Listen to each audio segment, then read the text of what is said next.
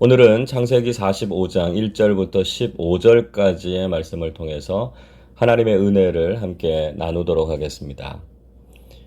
베냐민을 살리고 자신이 모든 책임을 지려고 하는 유다의 모습을 보면서 요셉은 더 이상 자신을 숨길 수 없었습니다.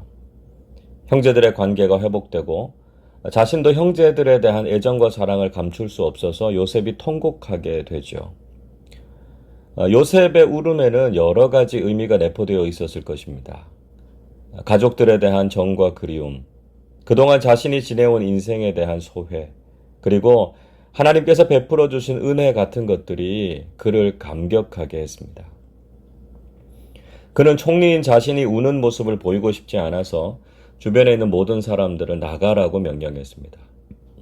그러나 그가 우는 소리가 얼마나 컸는지 애굽 사람들과 바로의 왕궁에까지 들릴 정도였습니다. 그만큼 요셉의 마음에 만감이 교차했다라고 하는 것을 짐작할 수 있죠. 결국 요셉은 자기 자신을 드러냈습니다. 3절 말씀 보십시오. 요셉이 그 형들에게 이르되 나는 요셉이라 내 아버지께서 아직 살아 계시니까 형들이 그 앞에서 놀라서 대답하지 못하더라. 자신을 알아보지 못하는 형들을 향해서 그는 자신이 바로 요셉이라고 밝혔습니다. 그리고 무엇보다 그리운 아버지 야곱의 안부를 물었습니다. 자신을 사랑해 주셨던 아버지가 얼마나 그립고 보고 싶었겠습니까? 정작 요셉은 자신을 밝혔지만 형들은 도무지 믿을 수가 없었습니다. 그래서 그 말을 듣고도 아무런 대답도 하지 못했습니다. 요셉은 형들과 달리 과거를 다 용서하고 해결했음을 보여주었습니다. 4절을 보십시오. 요셉이 형들에게 이르되 내게로 가까이 오소서. 그들이 가까이 가니 이르되 나는 당신들의 아우 요셉이니 당신들이 애굽의 판자라. 요셉은 형들에게 가까이 오라고 말했습니다. 형들은 그동안 요셉을 미워하고 요셉을 멀리하려고 하지 않았습니까? 형들은 요셉의 존재도 싫었고 가까이 있는 것도 싫었습니다. 그래서 꿈꾸는 자 요셉이 다가올 때 그를 죽이자고 했고요. 결국은 멀리 애굽으로 팔아버리지 않았습니까? 그러나 요셉은 형들에게 가까이 오라고 했습니다. 그만큼 요셉이 형들에 대해서 가지는 친밀함이 컸음을 볼 수 있습니다. 요셉은 자신이 그들의 아우임을 다시 한번 밝히고 있습니다. 요셉의 형들은 요셉을 동생으로 인정하지 않았고 아버지 야곱의 아들이라고 말하지 않았습니까? 형들은 자신을 인정해 주지 않았지만 요셉은 여전히 자신이 그들의 동생이라는 사실을 인정하고 있었습니다. 비록 형들은 자신을 죽이려고 했고 애굽에 팔아버렸지만 자신은 한 번도 형들의 동생이라는 사실을 잊은 적이 없었습니다. 이것을 통해서 우리는 요셉의 성숙함을 볼 수 있고요. 깨어진 관계를 회복시키는 요셉의 모습을 볼 수 있습니다. 사실 우리가 요셉의 입장이라면 이렇게 하기가 쉽지 않았을 것입니다. 자신을 미워해서 죽이려고 했고 또 자신을 팔아버린 형들을 용서한다는 것이 인간적으로는 정말 어려운 일이었을 것입니다. 그런데 요셉이 그렇게 할 수 있었던 비결이 무엇이었을까요? 5절 말씀을 보십시오. 당신들이 나를 이곳에 팔았다고 해서 근심하지 마소서, 한탄하지 마소서. 하나님이 생명을 구원하시려고 나를 당신들보다 먼저 보내셨나이다. 요셉은 자신의 인생에서 일어나는 일들을 단지 자신과 형들과의 관계에서만 이해하지 않았습니다. 요셉은 자신의 인생을 하나님의 관점과 섭리 속에서 이해했습니다. 그는 형들이 자신을 이곳에 팔았다고 해서 근심하거나 한탄하지 말라고 말했습니다. 그는 오히려 하나님께서 생명을 구원하시기 위해서 자신을 애굽으로 보내신 것이라고 고백하고 있습니다. 7절도 이렇게 말씀하지요. 하나님이 큰 구원으로 당신들의 생명을 보존하고 당신들의 후손을 세상에 두시려고 나를 당신들보다 먼저 보내셨나니. 요셉은 하나님의 큰 그림을 볼 수 있는 사람이었습니다. 겉으로 보면 형들의 미움에 의해서 팔려온 신세였지만 요셉은 하나님께서 이루시려는 구원의 계획을 위해서 자신을 먼저 보내셨음을 고백했습니다. 결국 하나님께서 자신의 가정과 후손들의 생명을 보존하시고 세상에 남겨두시려고 하나님의 구원 계획을 위해서 자신을 보내셨다고 말했습니다. 결국 요셉은 모든 인생의 주관자가 하나님이심을 인정하고 있죠. 8절을 보십시오. 그런즉 나를 이리로 보낸 이는 당신들이 아니요 하나님이시라. 하나님이 나를 바로에게 아버지로 삼으시고 그 온 집의 주로 삼으시며 애굽 온 땅의 통치자로 삼으셨나이다.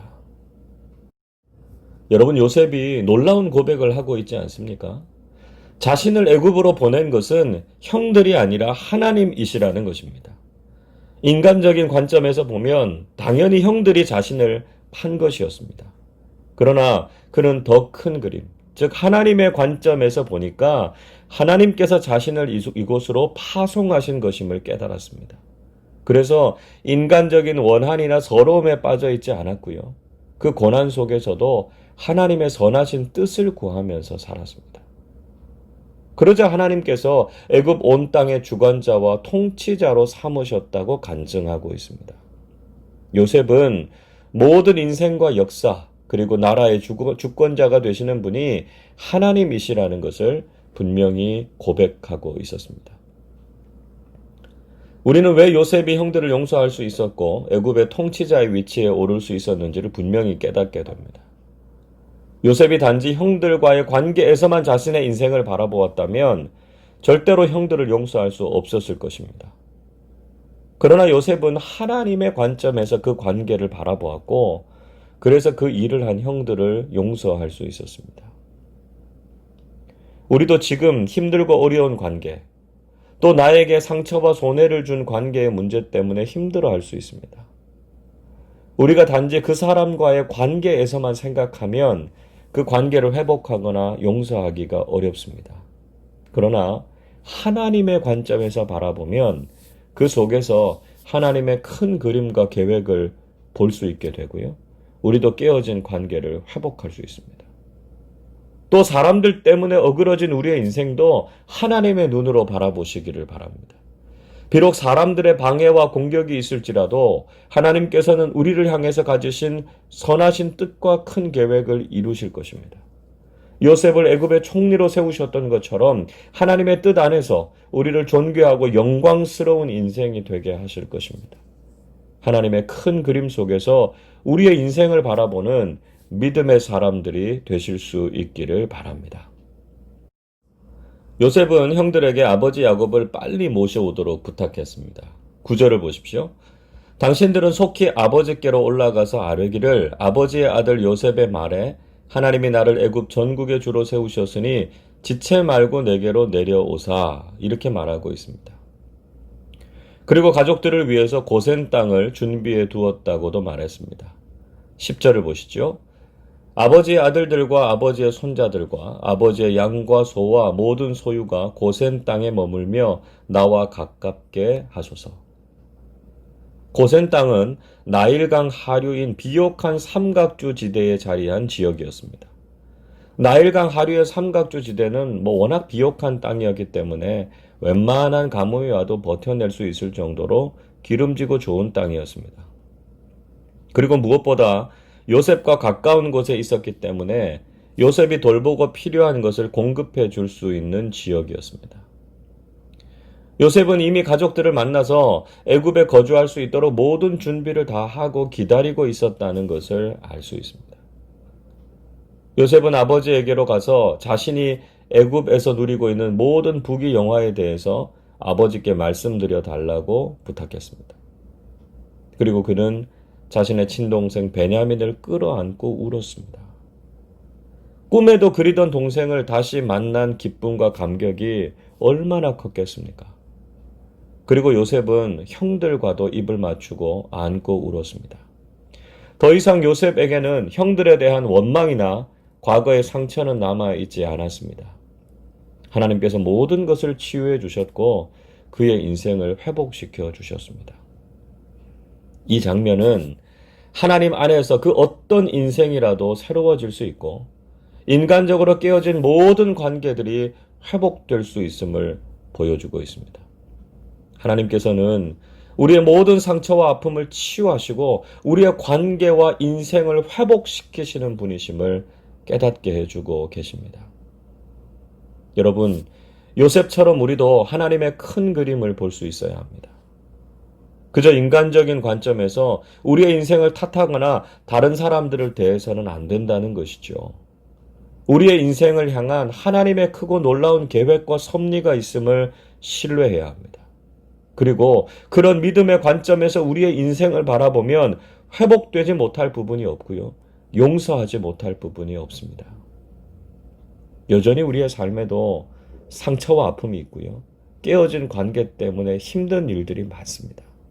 그러나 신실하신 하나님께서 지금도 내 인생 속에서 일하고 계시고 인간적인 관점을 뛰어넘어서 선하신 뜻을 이루고 계심을 믿습니다.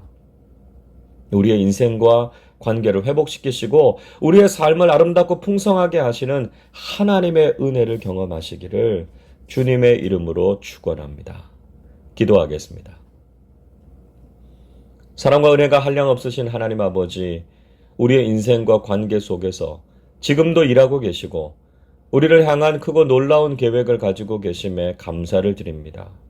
요셉이 하나님의 관점에서 자신의 인생과 형들과의 관계를 이해했던 것처럼 우리도 하나님의 시선에서 우리의 삶을 보게 하시고 하나님의 선하신 뜻이 이루어질 것을 믿게 해 주옵소서. 요셉이 형들을 용서하고 관계를 회복했던 것처럼 우리의 깨어진 관계도 회복시켜 주시옵소서.